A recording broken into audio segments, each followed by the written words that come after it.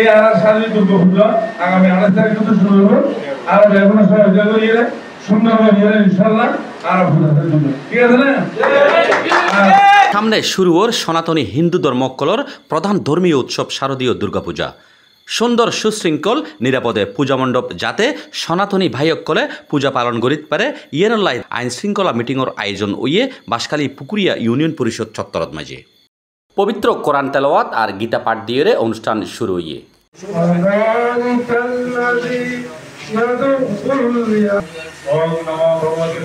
ইউনুস চৌধুরীর সঞ্চালনায় এডে অনুষ্ঠানের মধ্যে সভাপতিত্ব করছে পুকুরিয়ার চেয়ারম্যান আসহাবউদ্দিন।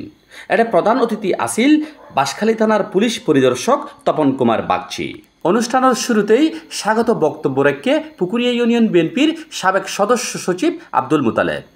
পুকুরিয়ার মাঝে প্রায় 7টান পূজা মণ্ডপত একসাথে পূজা চলিব আর প্রত্যেক পূজা মণ্ডপর প্রতিনিধিসকলে বিভিন্ন সহযোগিতা চাইরে অনুষ্ঠানের মাঝে বক্তব্য রাখে চেয়ারম্যান আসহাবউদ্দিন তার বক্তব্যের প্রতি যথাযথ গুরুত্ব দিয়ে বিভিন্ন দিক নির্দেশনা দিয়ে আর ব্যক্তিগত পক্ষতুন চেয়ারম্যানে তার আর্থিক সহযোগিতা করিব বলে হইয়ে আর আইন শৃঙ্খলা সহ সম্পূর্ণ নিরাপত্তার বিষয়ে তারা আশ্বস্ত করছে। আর চেয়ারম্যানে হইয়ে দে তার পরিষদের সদস্যসকলরে বিভিন্ন টিমে ভাগ করিয়ে পূজা মণ্ডপের নিরাপত্তা নিশ্চিত করিবার ব্যবস্থা লইব বলে আর জানাই।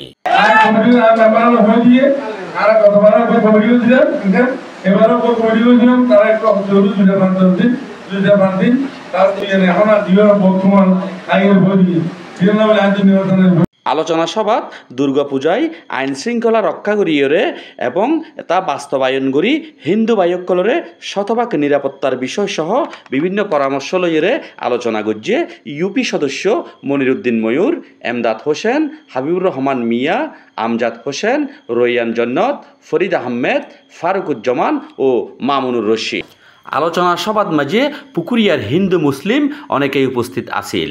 পরে সনাতনী ধর্মাবলম্বী ভাই বোনসকলরে পুকুরিয়া ইউনিয়ন পরিষদের পক্ষতুন অগ্রিম শুভেচ্ছা ও শুভকামনা জানাই আলোচনা সভা শেষ হইয়ে। Sarwar Kamal, C+ TV, Banshkhali.